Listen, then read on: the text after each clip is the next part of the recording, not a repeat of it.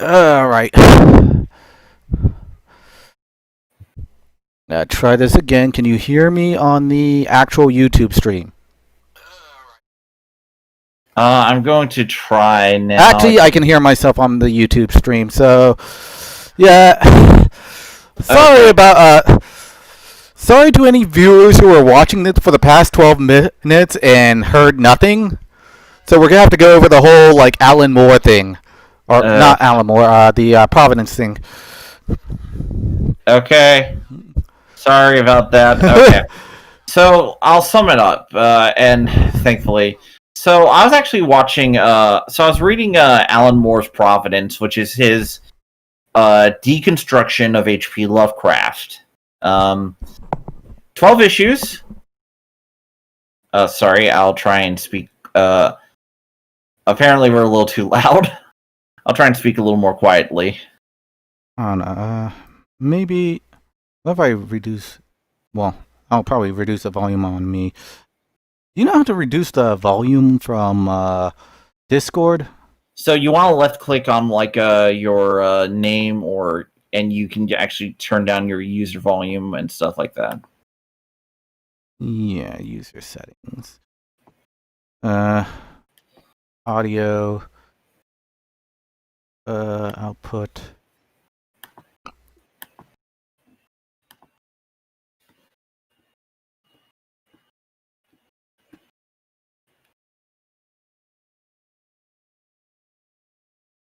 I'll put things somewhere around half. All right. How's that sounding, chat? You're a little quiet on my end, so let me actually turn you off on my.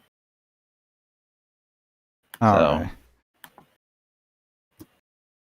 Again, apologies for the technical difficulties. I am transmitting to a guy who's out in space trying to get to Jupiter.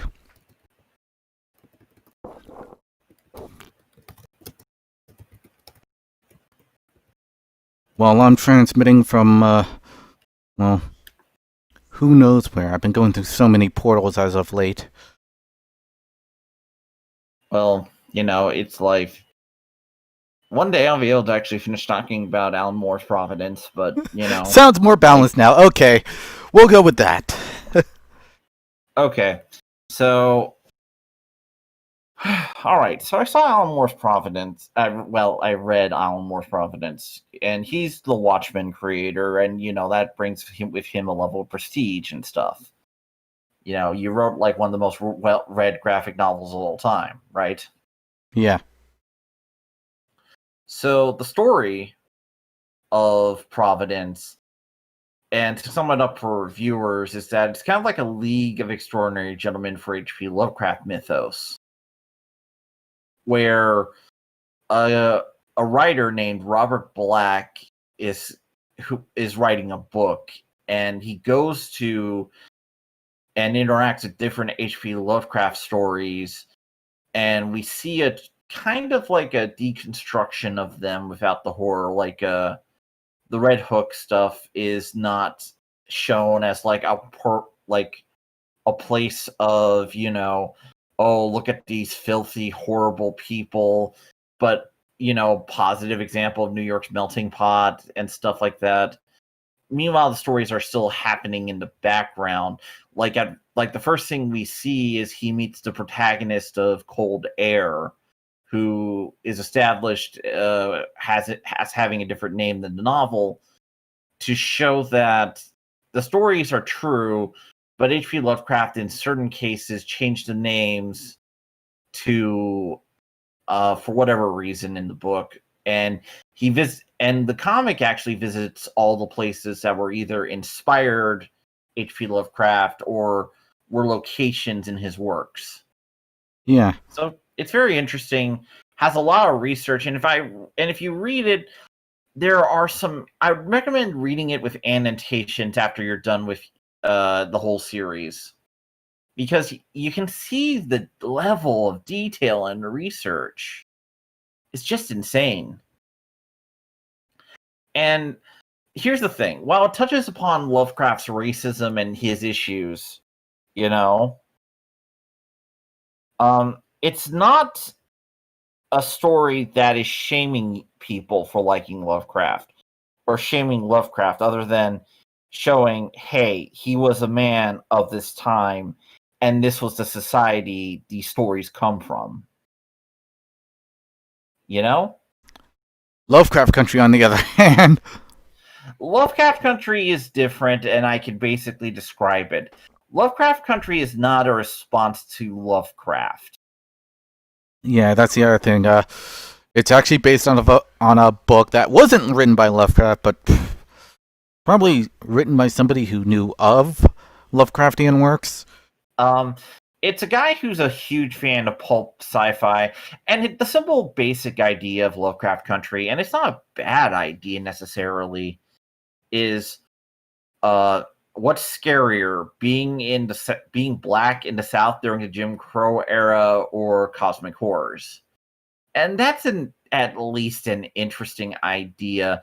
But the way I view it, well, it's definitely an idea that would have appealed to someone like Jordan Peele. I mean, if you've seen any of his other movies, I mean, we're talking about a guy who could make a white picket fence suburb look scary.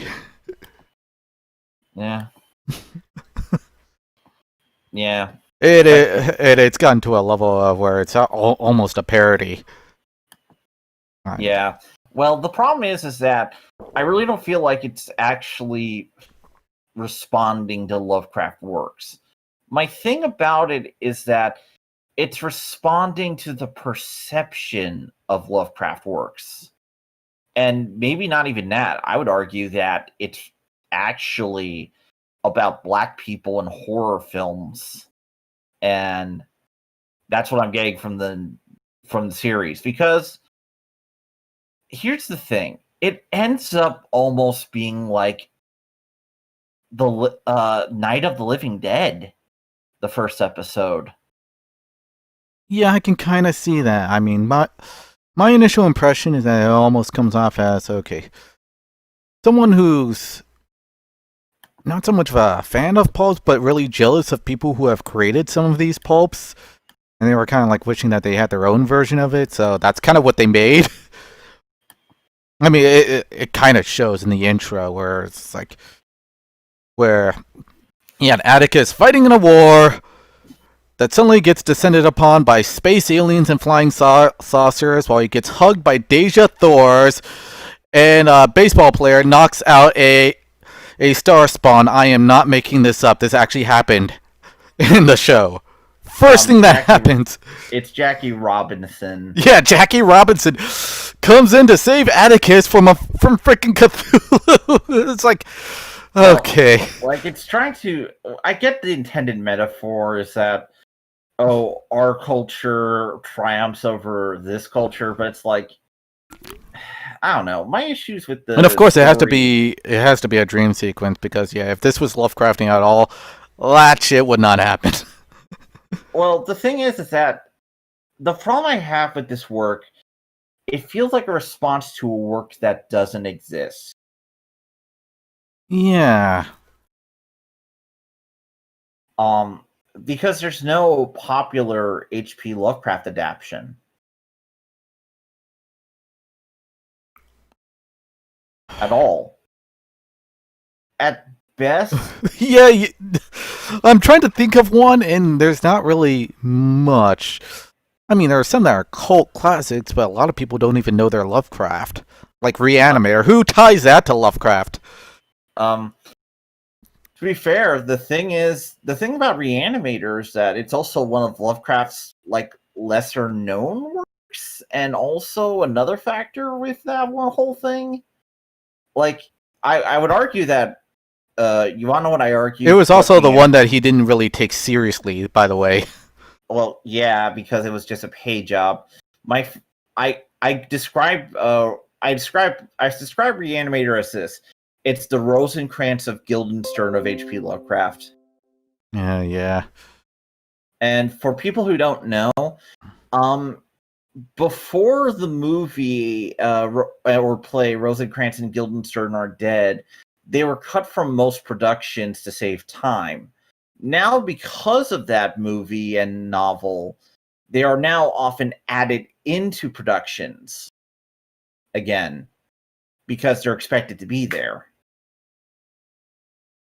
And now that Reanimator made, Dr. Herbert West a thing, a lot of H.P. Lovecrafts often include a Dr. West or some sort. In fact, Providence also features Dr. North. We're gonna run out of directions, guys, if we keep doing that.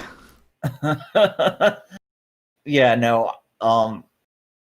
Again, the joke being that one aspect about Providence, just to heads up about to you, is that it does deal a lot with homosexuality.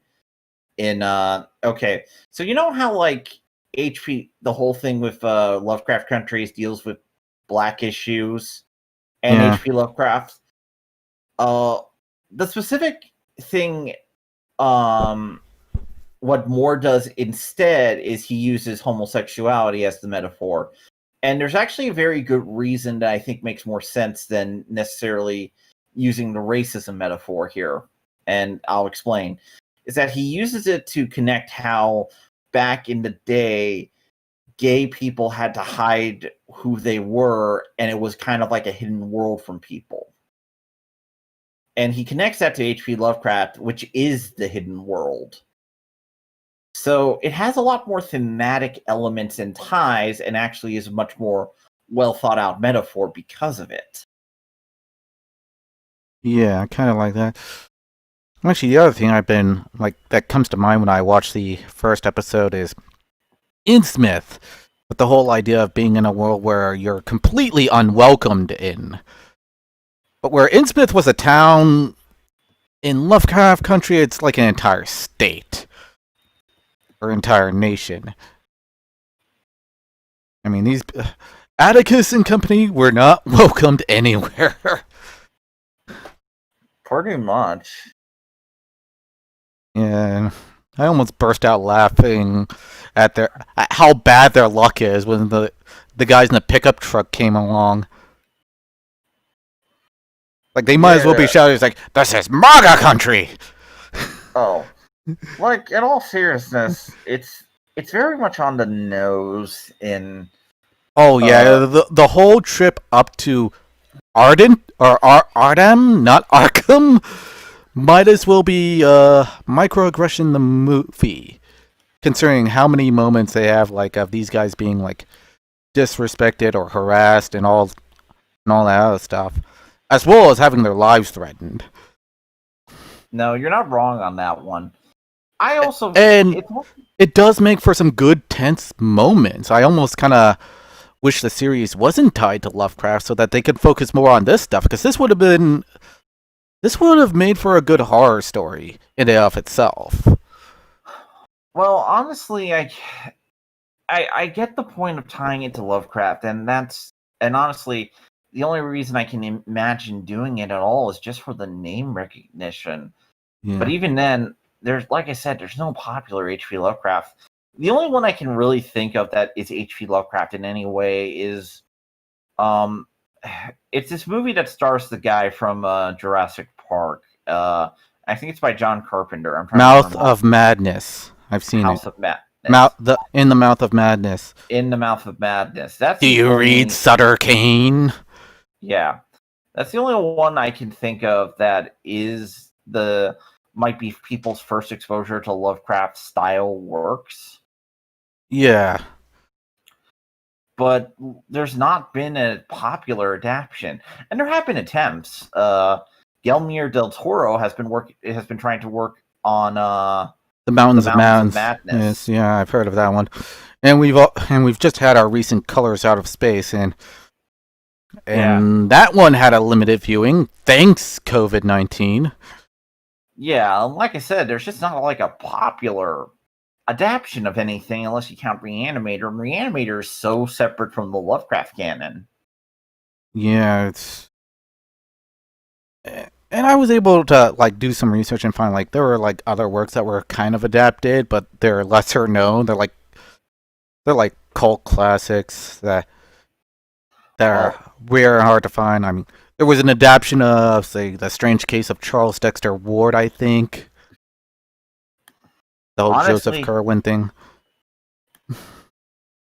honestly, I'm shocked that that we live in a society where we can have fucking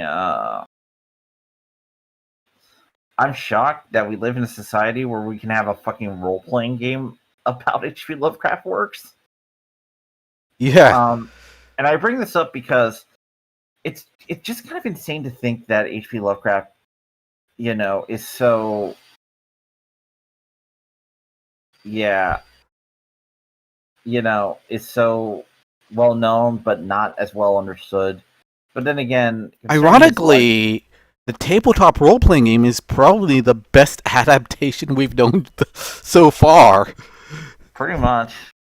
And I think it's the one people mostly know him for, and I think that's really where the modern fandom comes from. But I could argue about this and everything. I mean, we're not just getting that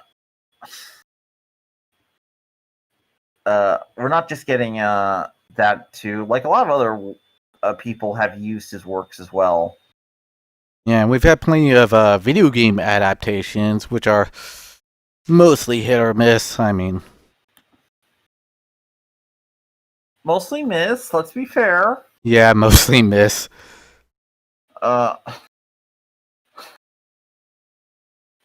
Joking. More joking. I mean, But now, there were some. honestly, I was just in a weird argument, like, online today for various reasons, and one of the reasons why I'm thinking of H.P. Lovecraft. Mm-hmm.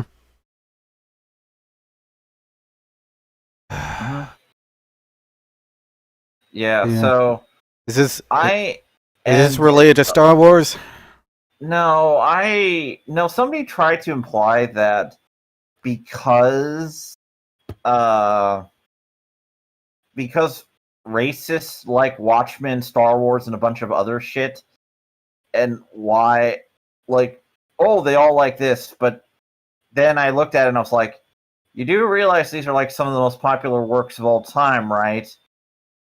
That a lot of people like them? So are you shocked that horrible people like them? You know, racists and white supremacists do love breathing air. I know. Just throwing that out there. Well, you know what they don't like? Breathing water. Well, the thing about it is, like, at least in The Boys, they actually have a diverse cast, so it doesn't make sense that racists are into it. And the thing about Watchmen is that it's the most widely read graphic novel of all time. Most people, if you're gonna read a graphic novel, 9 times out of 10, it's gonna be that one. Yeah, it's just this weird purity spiraling that's been hitting our geek culture. Well, like, implying that these works are, evil because people bad. I'm joking, but you get my point. Sometimes horrible people will like the same things you like. That doesn't mean you're a bad person for liking it. Yeah, essentially. I mean, I'm a guy who loves Lovecraft's work. Even though, ethnically speaking, I shouldn't. Because, well, he's a racist and I'm an ethnic minority. Yeah, exactly, AJ. You can't control who likes what form of entertainment. Well, no, you really can't do that.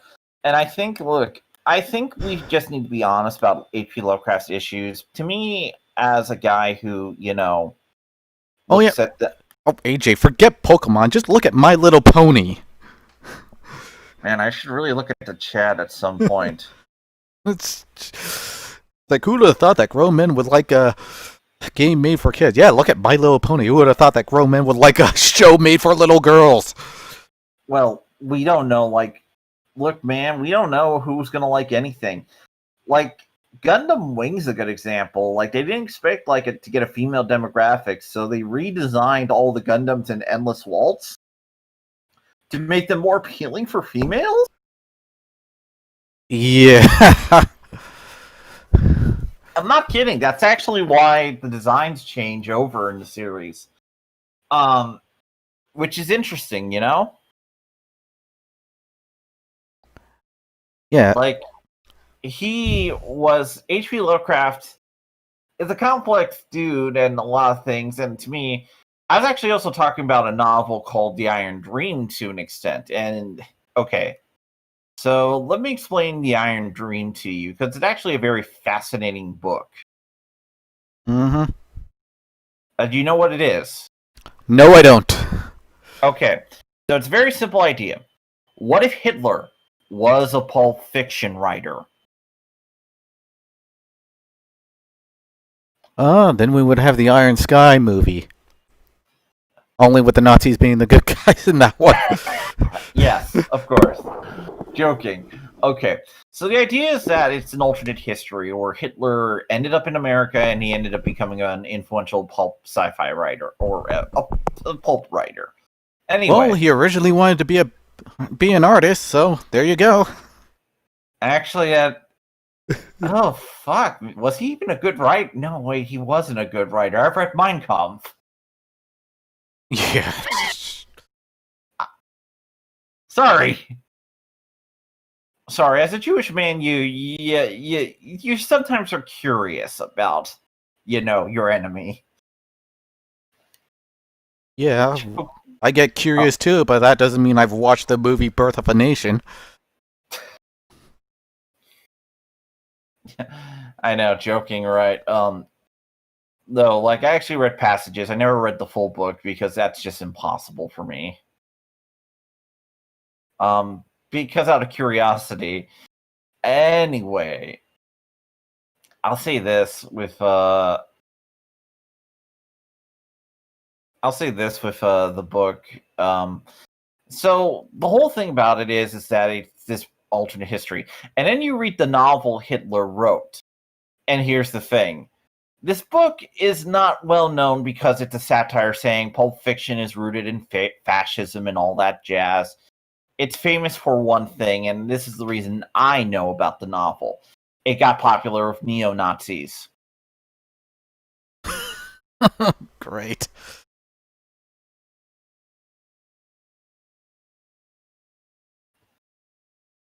Hello? Yeah, I'm still here. I'm just trying to process what you just said there. It's like neo-Nazis having their own favorite book. Actually, Yeah. that's probably what most people think of when they think of Warhammer 40K, apparently, nowadays. No, dude, it's not, a lot of works, look, when works are popular, you can't really judge it necessarily by the fandom or people reading it, because you can like anything. It's just that, usually, if you like something, I say if you find people who like it and you like them, spend time with them, but if you don't like those people, you don't have to like them because you have the same interests. You can just be friends with people. Yeah. And it's like what AJ said is, prejudice is like imagination. It comes in many forms from many different kinds of people. Mm-hmm. Well said. Yeah. No, there's a lot of different things.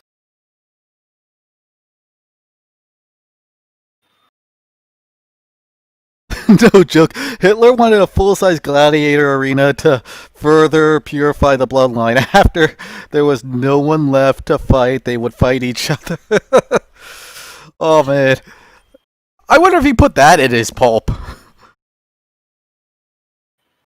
Uh-huh.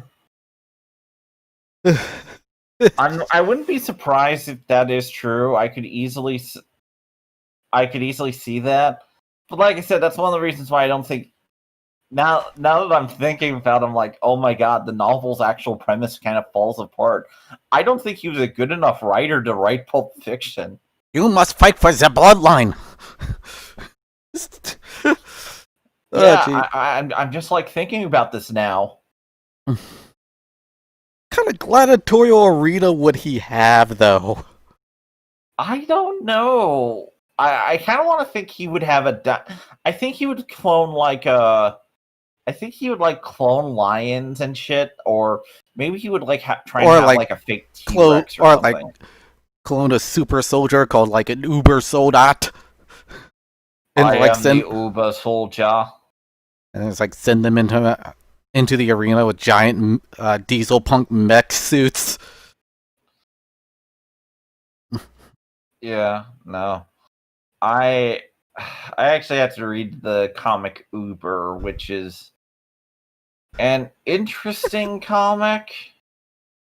Um, the very simple idea of Uber is that it's about Hitler's army gets superpowers and how it affects World War II. Yeah, given that old marching powder and everything. It's fascinating. There's interesting ideas there. I just never read it because I heard it got overwrought, but now I'm just kind of curious because I heard it ended, and I kind of want to see how it ended.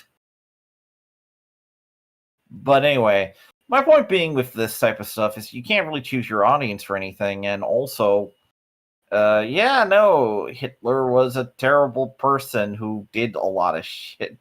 And H.P. Lovecraft was a neurotic guy who died alone, and Robert E. Howard was such when he lost his mother, he committed suicide. Like, this is the truth about who these people were. And to me, it's like you can make a response to who they were as people, but you're not going to punish them more than real life has already punished them. Yeah, You you're know? effectively attacking dead guys at this point.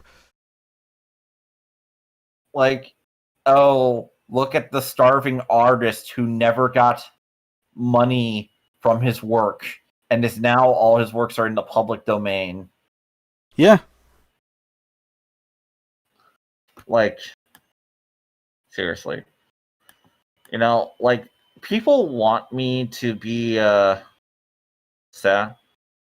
People want me to like feel bad for like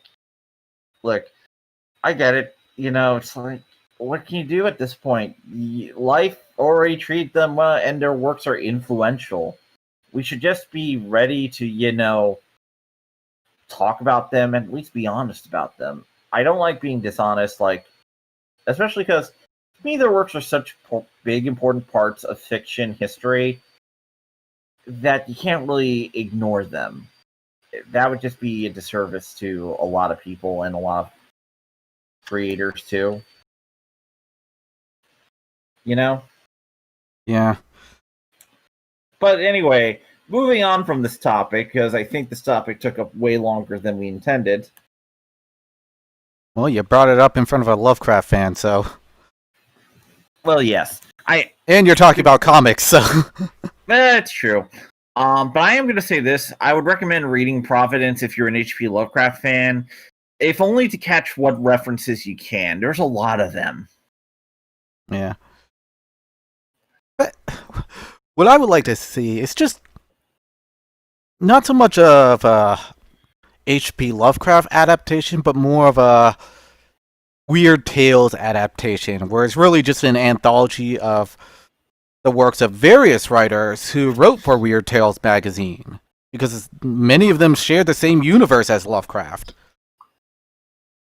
That's fair. Mm-hmm. So yeah, you'll get plenty of crossovers. Yeah. And maybe even some stories in the Hyperborean age. Basically, my Hyperborean age. Phil says he's leaving, so see you, Phil. Later, Phil. Have fun at work. No, there's a lot of interesting stuff. I would definitely love to see that if they ever did do that. But you wanted to talk about what's been happening with Epic Games, the Apple stuff? Oh, yeah. It turns out, Epic, for their mobile version of Fortnite, they did a thing where they they enabled a payment option where you could just pay directly to their site and bypass like the in-app style purchases that basically Google and Apple would have gotten a cut off. Naturally, this violated their terms of service, so they got banned from the App Store on both Android and iPhone. Oh wow. So in response to this, Epic is now suing both of them. Let the games begin. And to commemorate this, Epic did a parody ad to Apple's parody ad.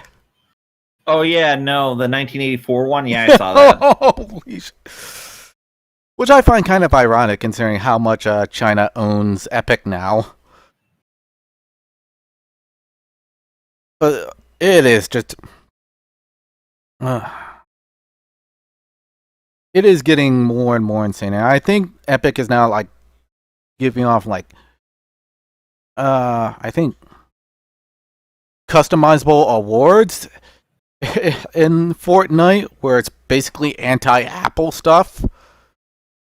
Okay. So they're pretty much gearing up their entire gaming community to go against Apple. It is. Now, from the legal side of things, I don't know how this is going to turn out. But we are talking about two corporations which are less than ethical going against each other. Maybe even three, because Google's involved. So yeah, whoever wins, it isn't gonna be us. Look, it's Epic versus Apple. I'm not looking forward to it. Yeah. There is an overarching theory going around that Epic is actually planning on releasing their own app store. So maybe that's what they're trying to do. They're trying to break up the big monopolies. So, and to do that, they're trying to get the government involved. And of course, once you get government into stuff, it never quite gets out. It's like blood stains on the carpet. You never get that shit out. Yeah. So, for the time being, I worry about what this might do to gaming in general. Once we end up with even more regulations because of all this stuff. I imagine what will happen will be Epic will turn into a giant Cthulhu werewolf and feast upon our bodies. Or pretty much our wallets. I haven't paid Epic a single cent yet, and I'm going to try to keep that up for as long as I can. You and me both. I haven't purchased... I haven't needed anything from Epic's game store, nor have I played Fortnite, because Fortnite's for chumps. Yeah. I'm kidding anybody who plays Fortnite, or am I? And Apple's kind of stepped it up a notch. I mean, now they're not only going after Epic, but they're also going after the Unreal Engine. Meaning that if you made a video game app for their app store with the Unreal Engine, you might get banned too. So this is gonna like shut down a lot of games from the App Store. And this is right off the heels of like this whole thing about what is it? Trump going after tech companies that are owned by Tencent. So, which also makes me wonder, okay, what's this gonna do with what's this gonna do to stuff like, Epic, considering how much China money they took? Or better yet, D-Live. I wonder what's gonna happen to D-Live. We don't know at this point. Yeah. We'll see. But this is something that we're gonna have to pay attention to, even though it's like we probably have no horse in this race. There's like no good guys in this fight.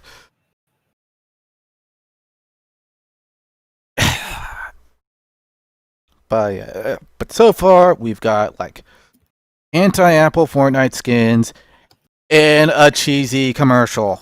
Speaking of cheesy commercials, have you seen the new Call of Duty trailer yet? Well, teaser trailer.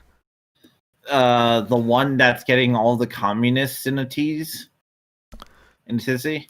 Yeah, all because it has Yuri Bezmenov. Yeah.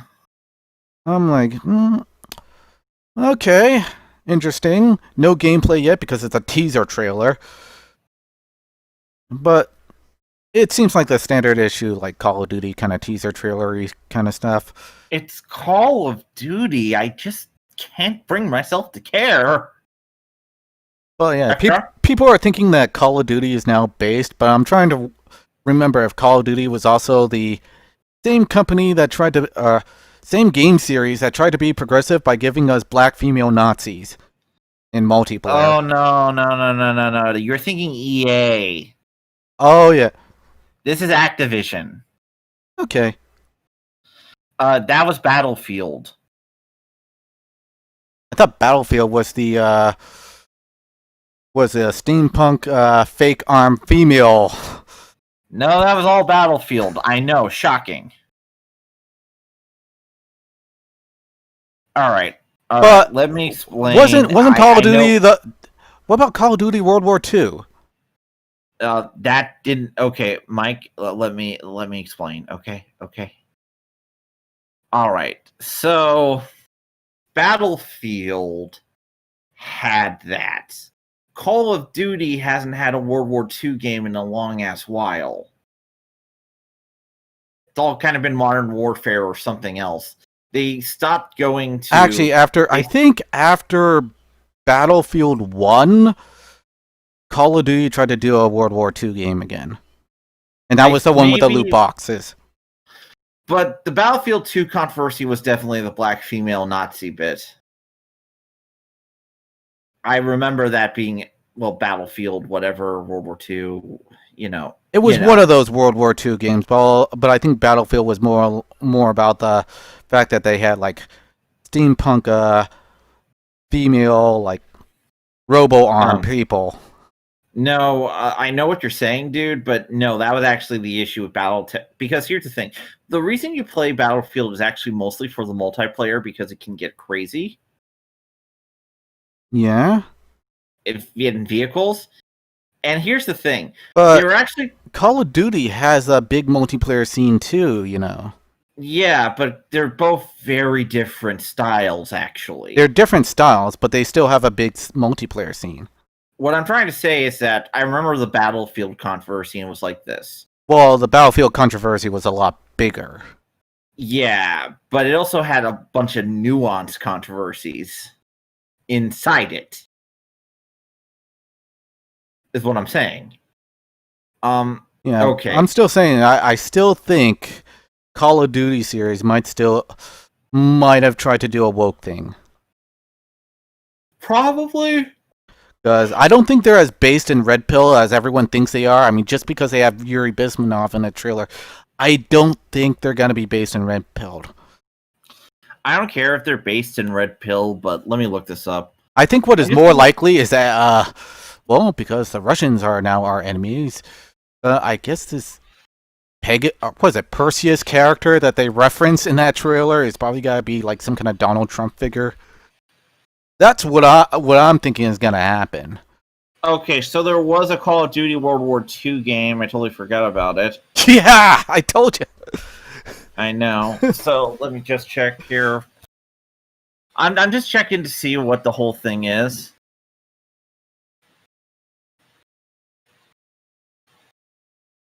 And yes, AJ, you heard right. They were just trying to be very equal to both sides.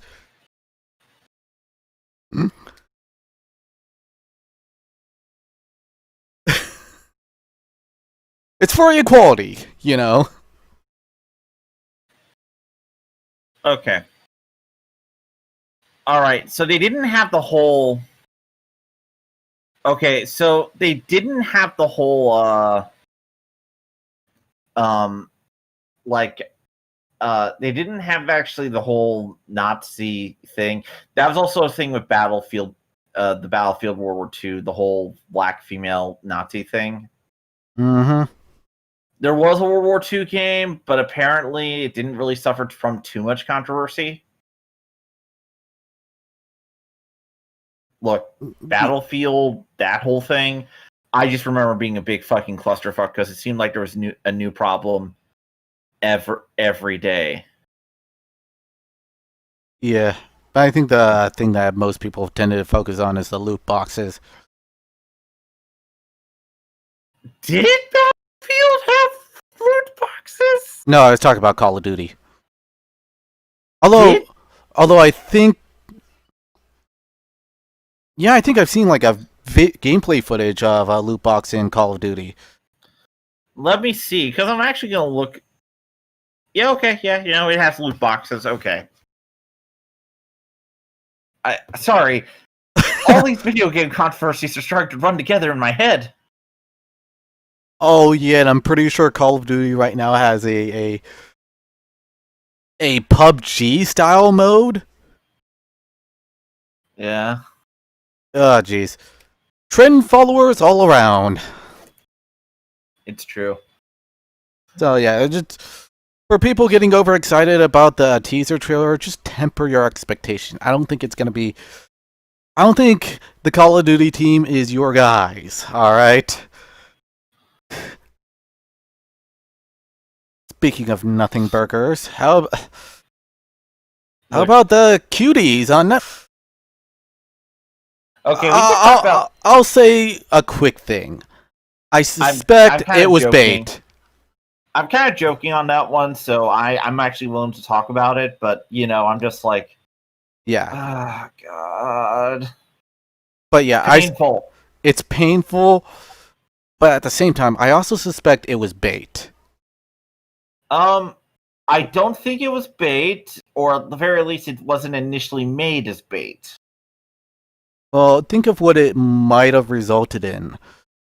I mean, it initially got a bunch of people to hate on it, and then when it came out that it was actually done by a black female director, it suddenly got it might have gotten a bunch of loves or got a bunch of defenders who don't even know why people are really hating on it. They're just going to assume that, oh, they're just sexist and racist, so they have to stand up and defend this person. Mike, you're going to have to... That's what I suspect That's what I suspect what they might have intended. I understand. But that also implies I have to believe that someone is a marketing genius. Yeah. It could also be that Netflix is just being idiots. Now, okay, so from what I understand, and this is just my opinion on the controversy myself, they probably picked up this movie because of the idea of it. It's about young girls dealing with sexuality, and it's mostly diverse. Yeah. And the director was probably trying to be true to life because this is her experience. Now, I actually developed some nuanced ideas about this during this whole thing because I learned a couple weird things here. So let me go back to Kill Bill. Now you might be wondering, what does Kill Bill have to do with this?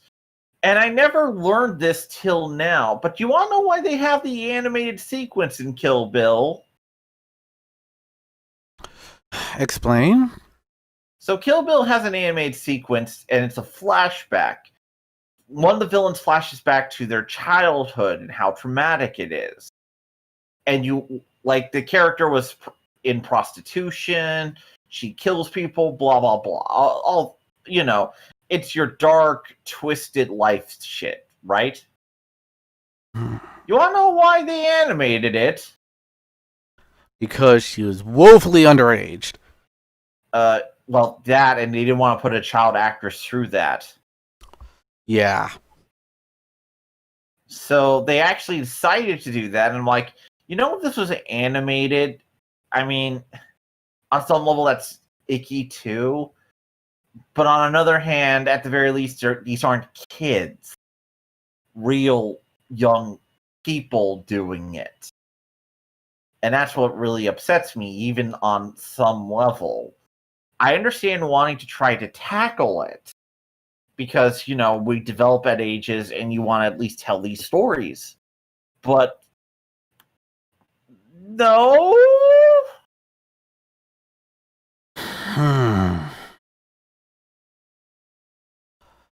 Yeah. Yeah. At the same time, I mean, these are the kinds of stories that are. I mean, they are based on. Sometimes they are based on true events. I mean, things like this does happen. And I can understand. I just think that, honestly, I wish that they did something that was safer for the actresses rather. And honestly, this is just a level of uncomfortable because, like, I get it. I get what it's trying to do. Apparently, it's satire and criticism of how we do it, but I'm like, I don't see that from the trailer. I don't know. I have to see the film. No, I don't have to see the film. I don't want Let's to not see the film. It's bad enough we might get banned for this. I don't want to be fending off FBI agents. I want to. I'm just gonna watch Kamen Rider again. I'll do that instead. Yeah, let's watch something fun and actually have some escapism for once instead of trying to tackle heavy issues all the time. We deal with heavy issues all the time because apparently we decided to make that our brand. It frickin' gone. And I, for one, just want to play with G2 Megatron, who has this green and purple camo color, and he looks so nice. Looks so nice. Oh, yeah. I'm just saying. I have likes, and, I know what I want in my life, and I don't want cuties. Jesus Christ. Oh, God. I mean, the game Blues and Bullets kind of like tackle the issue of trafficking, even child trafficking rings, by just having it be a mystery you solved. You don't see it happening. You just like see the clues of it, and you put the pieces together, and you kind of figure out what really happened on that ship. Mm-hmm. And you're like, oh well. That's where they kept these people. This is where they kind of executed the ones that nobody wanted. It's some really dark stuff. Man. I'm hoping that there's like... they continue the Blues and Bullets series. That's true. But anyway, I've been talking for an hour and I got a little bit of a sore throat right now. Well, so, bring something to drink then. It's true. But all right. Do you have any last topics we want to talk about before, Well, I got my thing about the whole, like, epic battle. It's pretty much 2 against 1 because Epic challenged them both. I guess I'll talk about this then because DC's holding the Fandom, which means that DC Comics are announcing a lot of big projects. So we're getting a new movie. They just dropped the Batman trailer. I haven't seen it yet. I'm gonna watch it after the stream's done. Wait, didn't DC have a major purge recently? What? Like, wasn't there at one moment? It's like it was one of these comic companies that decided to fire off a lot of people. Oh, DC Comics. DC Comics did. Yeah. A third of its editorial staff has been fired. Damn, that's a significant amount. Yeah, basically. A bunch of new people are being hired in their place right now, so it's not complete, but DC hasn't exactly been operating at full potential. Yeah. various reasons. And I'm going to be honest, I think a change in leadership was needed for a long time. Let's hope that this is a phoenix kind of moment where it just rises back from the ashes and actually starts getting good again.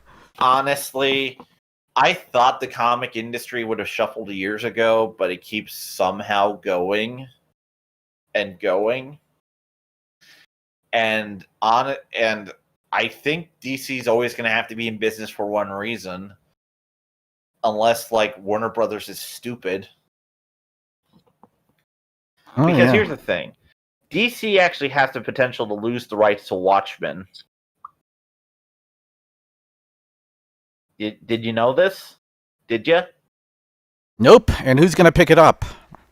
Alan Moore. If they ever stop printing Watchmen for any number of years, well, the rights revert. All right. So Alan Moore gets Watchmen back, and maybe we won't have to suffer through another one, a crappy TV show.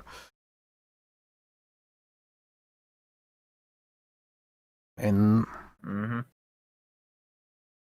and I think that's about it for like comic news. And that's old news by now, because that happened a while ago. And then yeah, I think that's about it. I mean, we talked about our Lovecraft country and how unlovecraft it is, and we've talked about the. Actually, I didn't talk nearly enough about the epic battle, well, as much as I talked about the Lovecraft country stuff, but we'll see how things start to unfold. Yeah, we'll see. But with DC, at the very least, right now they announced a bunch of stuff. I saw the Suicide Squad trailer. Oh, yeah? It looks interesting. I want to see where it goes. A lot of guest stars.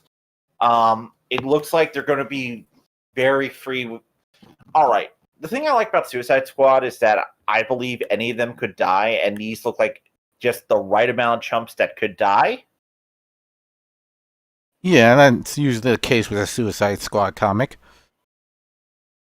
So I'm looking forward to this. But we shall see. We shall see. Should we call it here then? Yeah, I think we'll call it here. Right now, I think this was a good stream, and you guys have a nice one, all right? Alright, this is Scarfy, signing off. Mr. Garfy and Dave are signing out.